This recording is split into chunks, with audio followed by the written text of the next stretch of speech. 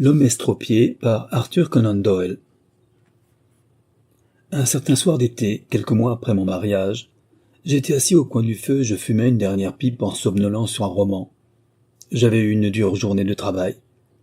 Ma femme venait de remonter et déjà les domestiques avaient verrouillé les portes du vestibule. Au moment où, en me levant de mon fauteuil, je secouais les cendres de ma pipe, j'entendis sonner à la porte. La pendule marquait minuit moins un quart. Ce ne pouvait être un visiteur, mais sans doute un client, et j'entrevoyais déjà la perspective d'une nuit blanche. Ce fut donc avec un visage maussade que j'allais ouvrir la porte.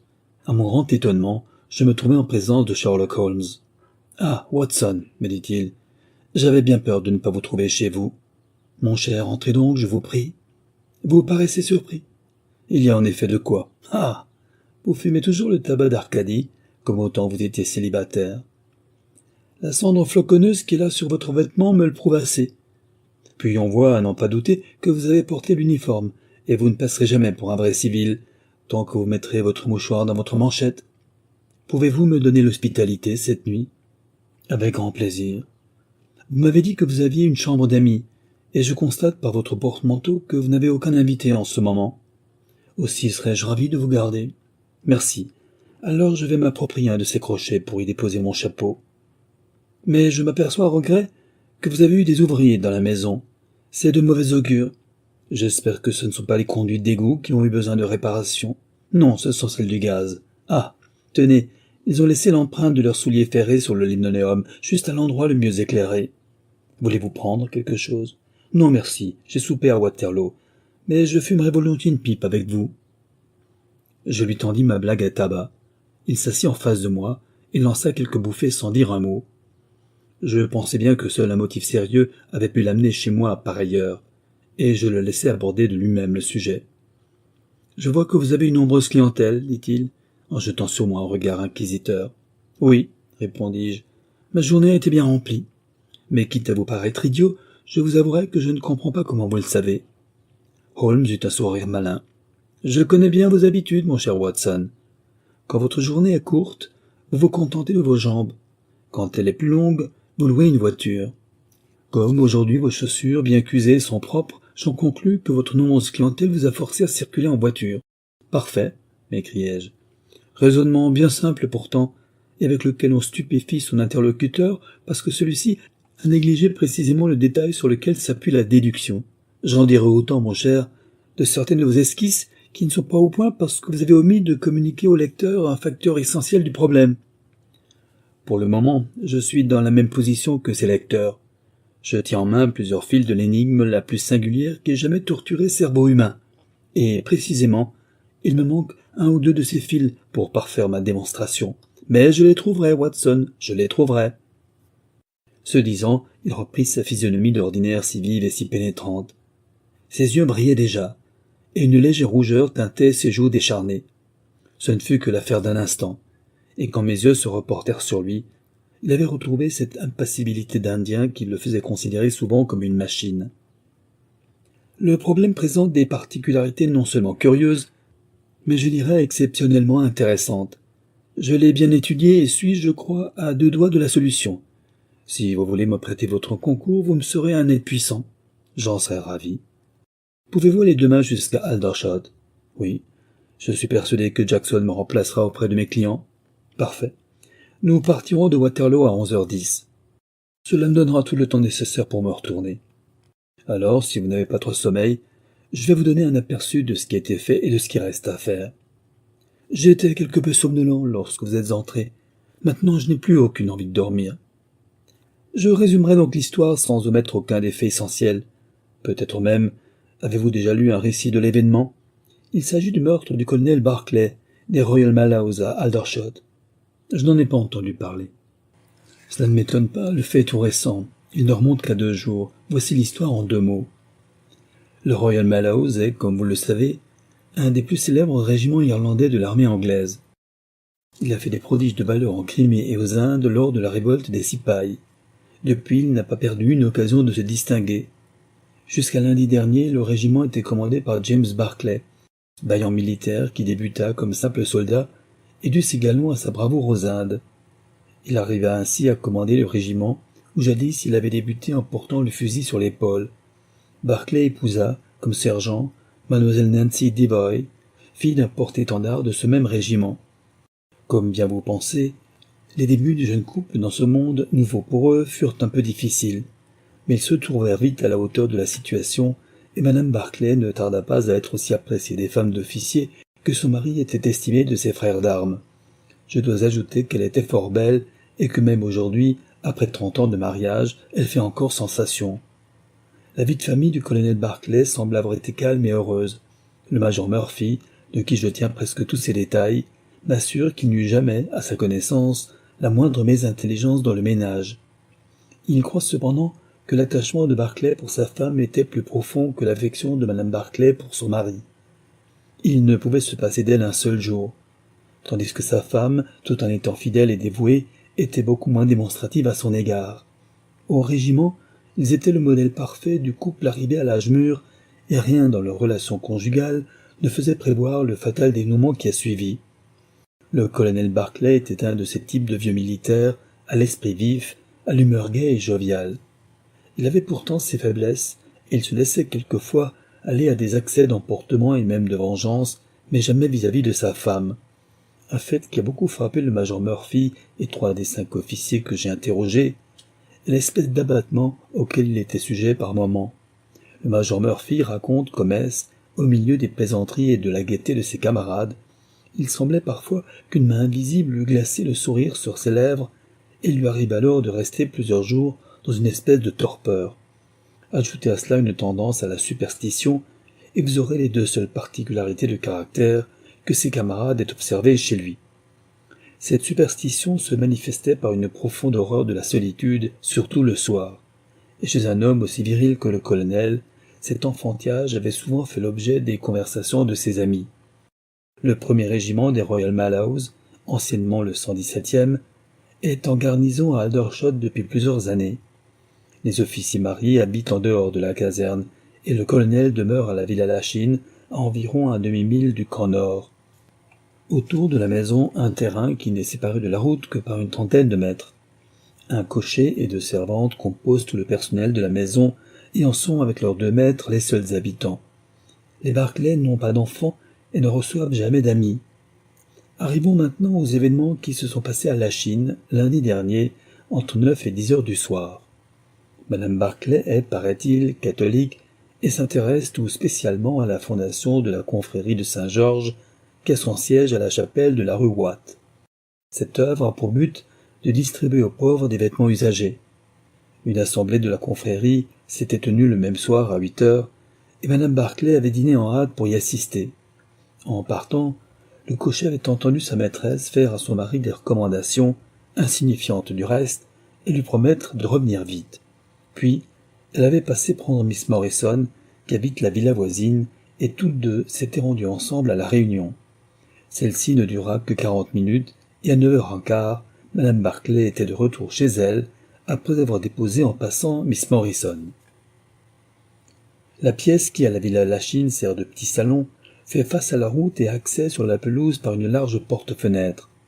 La pelouse s'étend sur environ 30 mètres et est séparée de la route par un mur assez bas, surmonté d'une grille en fer. C'est dans cette pièce qu'entra madame Barclay à son retour. Les volets n'étaient pas fermés, car on ne se tenait presque jamais là le soir. Madame Barclay alluma la lampe elle-même, sonna sa femme de chambre et commanda une tasse de thé, ce qui était contraire à ses habitudes. Le colonel était resté dans la salle à manger, mais en entendant sa femme, il était venu la rejoindre dans le petit salon. Le cocher l'y vit entrer après avoir traversé le vestibule. Il ne devait pas en ressortir vivant. Au bout de 10 minutes, la femme de chambre apporta le thé, mais en approchant de la porte, elle entendit, à son grand étonnement, les éclats de voix d'une discussion. Elle frappa d'abord, puis, n'obtenant pas de réponse, elle tourna le bouton et constata alors que le verrou était mis à l'intérieur. Elle courut chercher la cuisinière, et les 2 femmes, ainsi que le cocher, restèrent dans le vestibule à écouter la dispute qui s'envenimait. Ils sont tous d'accord pour affirmer qu'il n'y avait que 2 voix, celle du colonel et celle de sa femme. Les réponses de Barclay, brusques mais basses, n'étaient pas perceptibles. Le ton de madame Barclay était plus aigre. Et quand elle élevait la voix, on distinguait nettement ce qu'elle disait. Lâche, répétait-elle sans cesse. Lâche, que faire maintenant? Lâche, rendez-moi ma liberté. Je ne veux plus respirer le même air que vous. Lâche, lâche. Ces phrases entrecoupées aboutirent à un terrible cri poussé par le colonel, puis on entendit un choc et une clameur perçante de la femme. Point de doute possible, il se passait là un drame. Tandis que les cris redoublaient à l'intérieur, le cocher se ruait sur la porte pour essayer de la forcer, mais ce fut en vain, et la terreur des deux femmes était telle qu'elles n'avaient même pas la force de l'aider. Il eut alors l'idée de gagner par la pelouse la porte-fenêtre, dont un battant restait ouvert d'habitude en été, et il put ainsi pénétrer dans le salon. Sa maîtresse avait cessé de crier et était étendue et évanouie sur un canapé, tandis que le malheureux officier gisait inanimé, baigné dans une mare de sang, la tête sur le sol près du chenet. Ses jambes reposaient encore sur un des bras du fauteuil. Le cocher, voyant qu'il ne pouvait plus rien pour son maître, se jeta sur la porte pour l'ouvrir, mais la clé n'était pas à la serrure et il la chercha vainement dans la pièce. Il ressortit donc par la fenêtre et revint bientôt accompagné d'un agent de police et d'un médecin qu'il était allé chercher. La femme du colonel, sur laquelle pesaient naturellement tous les soupçons, fut transportée évanouie dans sa chambre. On plaça le corps du défunt sur un canapé et on procéda à une enquête sur le drame. Le malheureux vétéran avait derrière la tête une blessure longue de 2 doigts, et les chairs déchiquetées prouvaient qu'un coup violent lui avait été porté avec un instrument contondant. On n'eut pas plus loin à aller, du reste, pour le trouver. Là, par terre, à côté même du corps, se trouvait une étrange massue de bois dur sculpté, munie d'un manche en os. Le colonel possédait en effet une belle collection d'armes qu'il avait rapportées des pays exotiques où il avait servi, et la police supposa immédiatement que cette arme faisait partie de ses trophées. Les domestiques déclarèrent ne pas connaître cette arme. On pensa tout simplement qu'ils n'avaient pas dû la remarquer parmi les autres curiosités de la maison. On ne découvrit aucun autre indice sur le lieu du crime, si ce n'est toutefois que la clé demeura introuvable. En vain la chercha-t-on dans les poches de madame Barclay, dans celles de la victime, dans toute la villa. On dut avoir recours à un serrurier pour forcer la porte. Les choses en étaient là, Watson, quand mardi matin le major Murphy me pria de me transporter à Aldershot pour venir en aide à la police. Vous êtes de mon avis, je pense, le problème était digne d'intérêt. Mais en l'étudiant de plus près, j'acquis la certitude qu'il était plus intéressant encore qu'on ne l'avait supposé à première vue. Avant d'examiner la chambre en détail, je questionnai les domestiques qui ne m'apprirent rien de nouveau. La femme de chambre, Jane, appela cependant mon attention sur un fait. Vous vous souvenez qu'en entendant le bruit de la discussion, elle était descendue à l'office, puis était remontée suivie des autres domestiques. Elle affirme que la première fois, alors qu'elle était seule, elle n'avait pu distinguer aucune parole, tant ses maîtres parlaient bas, et que si elle avait deviné une discussion, c'était par le son des voix et non par les mots échangés. En la pressant de questions, on lui fit avouer qu'elle avait entendu sa maîtresse prononcer 2 fois le nom de David. Ce détail est d'une grande importance pour déterminer le motif de cette querelle subite.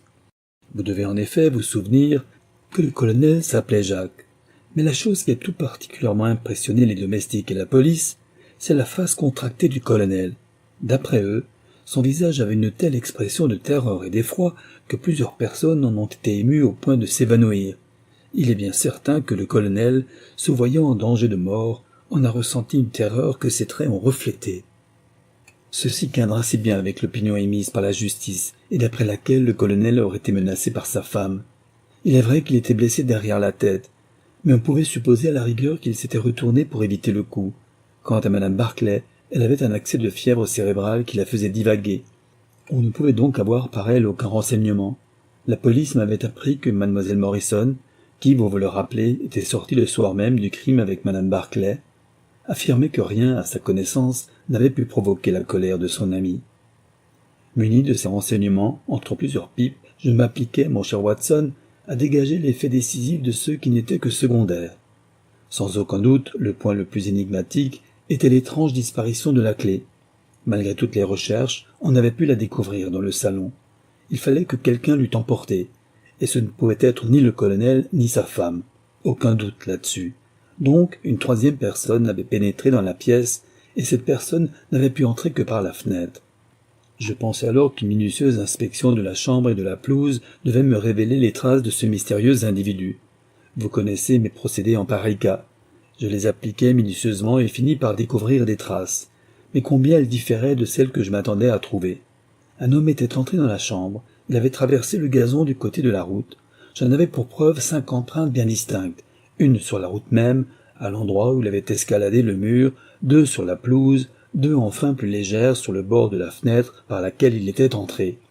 Il avait dû traverser la pelouse en courant, car la pointe du pied était plus marquée que les talons. Mais voyez-vous, ce n'est pas l'homme qui m'intrigue, c'est son compagnon. Son compagnon.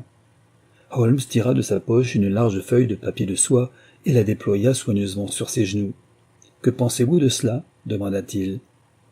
Le papier était couvert d'empreintes qui semblaient provenir d'un petit animal. 5 de ces empreintes étaient faites par des ongles très longs.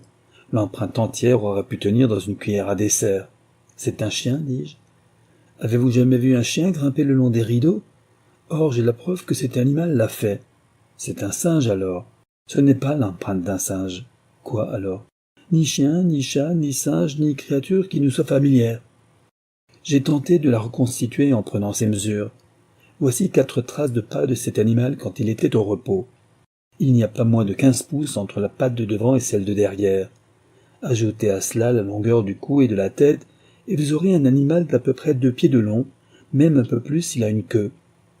Regardez maintenant cette autre dimension. Ici, l'animal a bougé, et nous avons la longueur d'une de ses enjambées. Elle atteint environ 3 pouces. Cela dénote un corps très long muni de pattes très courtes. L'animal n'a malheureusement pas eu la bonne idée de laisser quelques-uns de ses poils sur son passage. Mais l'ensemble de sa structure est bien celle que je vous indique. Il est carnivore et peut grimper le long d'une tenture. D'où avez-vous tiré cette déduction ? Parce qu'il a couru le long du rideau sans doute pour attraper le canari dont la cage était suspendue à la fenêtre. Alors, quel est cet animal ? Ah, si je pouvais déterminer son nom, ce serait un grand pas vers la solution de ce problème. Pour moi, c'est un animal de la famille de la fouine ou de la belette, mais pourtant plus grand que toutes celles que je connais. Quel rapport cela peut-il avoir avec le crime ? C'est encore impossible à définir. Cependant, nous voici un peu plus avancés que tout à l'heure. Nous savons qu'il se trouvait sur la route un homme, que cet homme a été spectateur de la querelle des Barclay, puisque les volets étaient ouverts et la chambre éclairée. Nous savons aussi qu'il a traversé la pelouse, et qu'il a pénétré dans la pièce accompagné d'un étrange animal. C'est lui qui a dû frapper le colonel. Ou, ce qui est également admissible, le colonel, terrifié par sa présence, serait tombé à la renverse et se serait fendu le crâne contre l'angle de la cheminée. Enfin, nous constatons que l'intrus a emporté la clé dans sa fuite. « Votre découverte me semble avoir encore compliqué les faits, » répondis-je. « C'est vrai. Cependant, elle a révélé une affaire beaucoup plus complexe qu'on ne l'avait supposé tout d'abord. J'ai réfléchi longuement et je me suis convaincu qu'il fallait envisager le problème d'une toute autre manière. Mais je vous tiens là éveillé, mon cher Watson, et j'aurais aussi bien pu vous conter tout ceci demain, en allant à Aldershot. Non, non, vous m'en avez trop dit pour vous arrêter en si bon chemin. Il est bien certain que lorsque madame Barclay quitta la maison à 7h30, l'accord régnait dans le ménage. Comme je vous le disais, elle n'était jamais très expansive vis-à-vis de son mari, mais le cocher affirme qu'il l'a vue, avant son départ, causer amicalement avec le colonel.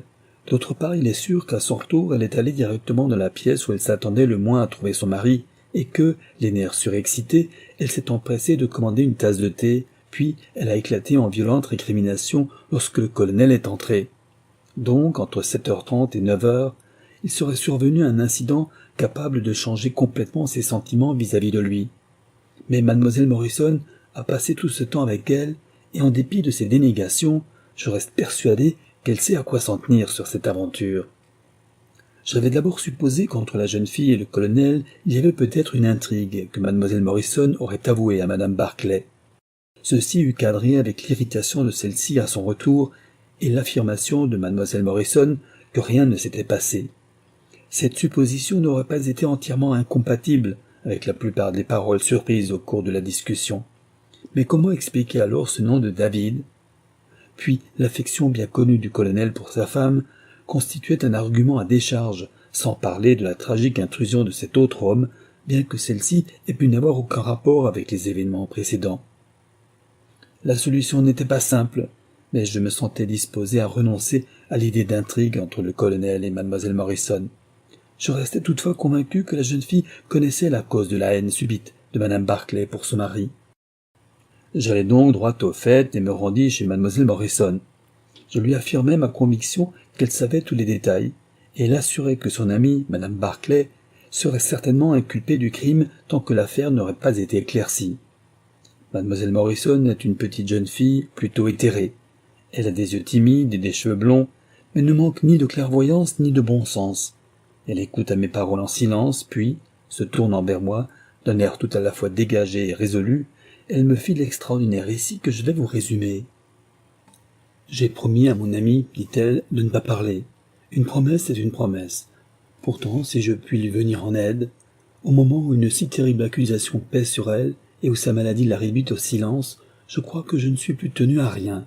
Je vais donc vous raconter ce qui s'est passé lundi soir. » Nous revenions de la réunion de Watt Street à 9h moins un quart en passant par Hudson Street, qui est une rue très calme, éclairée à main gauche par un unique réverbère dont nous n'étions plus bien loin, lorsque je vis venir au-devant de nous un homme au dos voûté. Il portait en bandoulière quelque chose qui ressemblait à une boîte. Il paraissait tout contourné et marchait la tête basse en fléchissant les genoux. Nous venions de le dépasser lorsqu'il leva les yeux sur nous juste au moment où la lumière nous éclairait en plein. Il s'arrêta net et s'écria d'une voix terrible « Mon Dieu, c'est Nancy !» Madame Barclay devint pâle comme une morte et se serait affaissée si l'horrible créature ne l'avait retenue dans ses bras. J'allais requérir la police quand, à ma grande surprise, j'entendis mon ami parler à cet homme avec la plus grande douceur. « Je vous croyais mort depuis 30 ans, Henri, » dit-elle d'une voix tremblante. « C'est vrai, » répondit-il sur un ton qui faisait tressaillir. Son visage noir et farouche, l'éclat de ses yeux me poursuivent encore dans mes rêves. Il avait des cheveux et des favoris grisonnants, une figure ridée et ratatinée comme une pomme sèche. « Voulez-vous marcher un peu en avant, ma chère ?» dit madame Barclay. « Il faut que je parle à cet homme. N'ayez pas peur. » Elle essayait d'assurer sa voix, mais son visage était encore très pâle et ses lèvres tremblantes articulaient les mots avec peine. Je fis ce qu'elle me demandait et les laissai causer ensemble quelques minutes. Puis elle me rejoignit et je remarquai que ses yeux étaient très brillants. Je vis à ce moment, sous le réverbère, le vieil estropié serrer ses poings convulsivement et les agiter au-dessus de sa tête comme s'il était fou de rage. Madame Barclay garda le silence jusqu'à notre arrivée, mais devant la porte, elle me saisit la main et me supplia de ne dire à personne ce qui venait de se passer. « C'est un de mes vieux amis, dit-elle, maintenant tombé bien bas. » Quand je lui eus promis le secret, elle m'embrassa. Depuis, je ne l'ai plus revu. Je vous ai dit maintenant tout ce que je savais, et si j'ai refusé cette déposition à la police, c'est qu'à ce moment-là je ne comprenais pas le danger que court mon ami. Je sens bien que la révélation de la vérité ne peut que tourner à son avantage. Comme vous pouvez le penser, mon cher Watson, ce fut pour moi un trait de lumière. Les faits, qui ne concordaient pas auparavant, se groupèrent aussitôt de telle sorte que j'entrevis immédiatement où ils nous menaient. Il me fallait maintenant découvrir l'homme qui avait si fortement impressionné madame Barclay. Chose facile s'il se trouvait encore à Aldershot. Le nombre des habitants n'y est pas assez considérable pour qu'un estropié puisse passer inaperçu. Je consacrai un jour entier à sa recherche, et vers le soir, ce soir même, Watson, j'avais mis la main sur lui. Cet homme s'appelle Henry Wood. Il habite un garni dans la rue même où les deux dames l'ont rencontré. Il n'y est fixé que depuis 5 jours. Étant fait passer pour un agent du recensement, j'eus avec la propriétaire de la maison une conversation des plus intéressantes. Cet homme exerce le métier de comédien ambulant et de prestidigitateur. Il fait le tour des cantines à la tombée de la nuit et y donne des représentations. Il porte sur lui dans une boîte un certain animal dont la propriétaire a très peur. Elle raconte qu'il s'en sert pour faire des tours.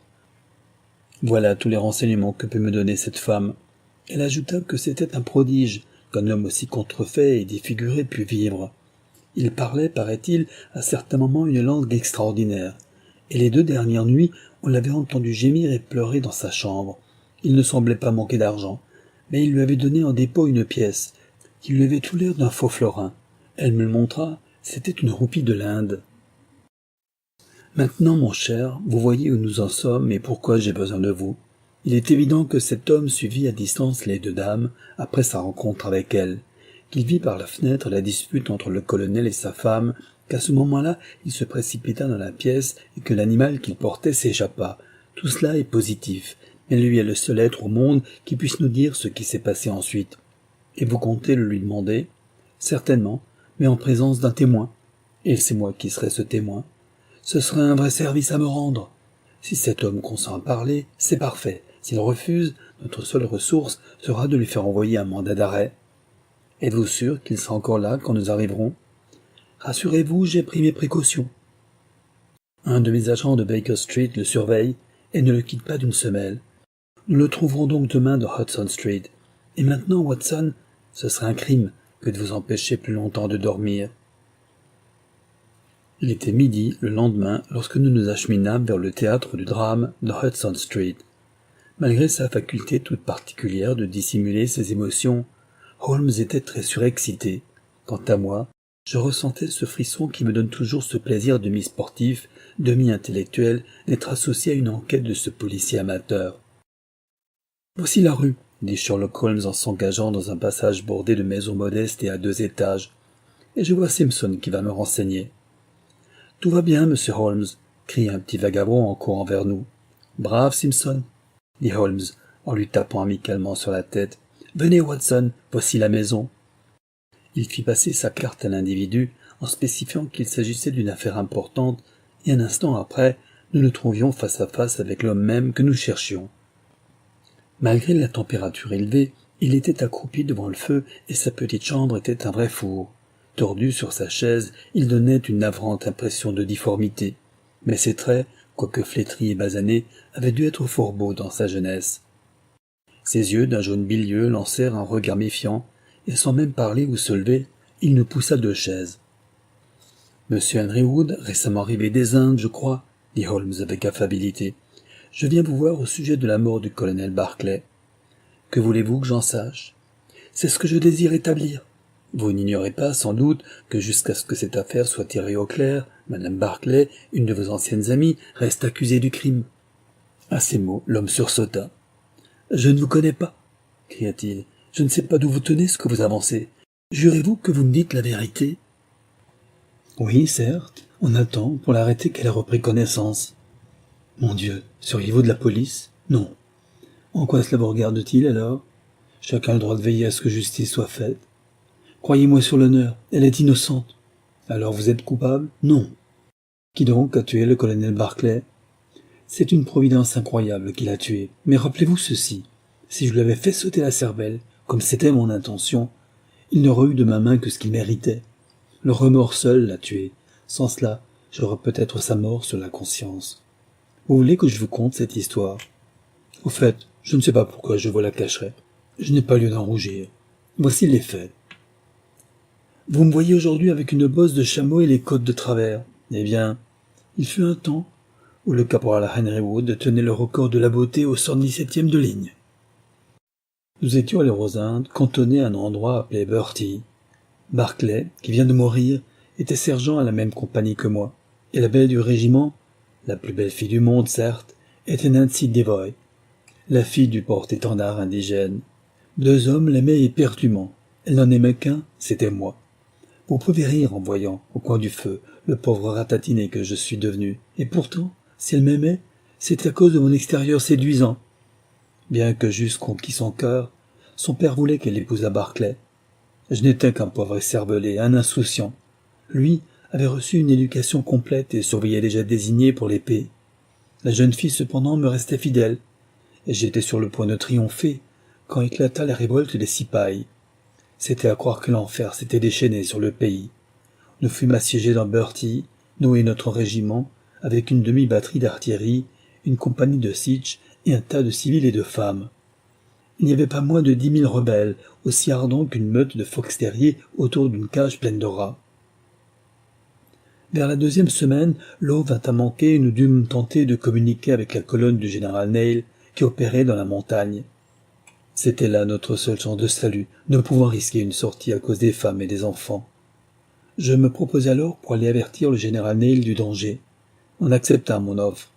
Je consultai le sergent Barclay, qui mieux que tout autre devait connaître le terrain, et qui me traça la route à suivre pour traverser les lignes ennemies. À 10 heures, le même soir, je partais pour ma mission. Il s'agissait de délivrer 1000 hommes, Mais c'était à une seule vie, précieuse entre toutes, que je songeais ce soir-là, en sautant par-dessus le rempart. Je suivis d'abord le lit desséché d'un ruisseau qui devait me dérober aux yeux des sentinelles. Hélas, quand j'en sortis tout en rampant, je tombai sur 6 d'entre elles qui me guettaient dans l'obscurité. En un instant, je fus assommé par un coup violent et garrotté solidement. Le soir même, par ce que je pus saisir de la conversation, j'acquis la certitude d'avoir été trahi par le camarade qui m'avait si bien tracé ma route, et qui s'était servi pour cela d'un boy indigène au service de l'ennemi. J'en eus le cœur brisé. Inutile d'insister davantage, vous voyez de quoi était capable James Barclay. Bertie fut délivré le lendemain par le général Neil, et les rebelles m'emmenèrent avec eux dans leur retraite. Je restai ainsi plusieurs années sans revoir un visage blanc. On me faisait subir des mauvais traitements, et je tentais de m'échapper. Mais je fus repris et traité plus mal encore. Vous pouvez voir d'ailleurs dans quel état ils m'ont mis. Quelques-uns ayant fui en Népal m'emmenèrent avec eux, et je me trouvai ainsi au-delà de Darjeeling. Les montagnards de ce pays massacrèrent les rebelles qui me retenaient prisonnier, et je devins leur esclave, jusqu'au moment où, ayant réussi à m'enfuir, je me dirigeai vers le nord, où je tombai au milieu des Afghans.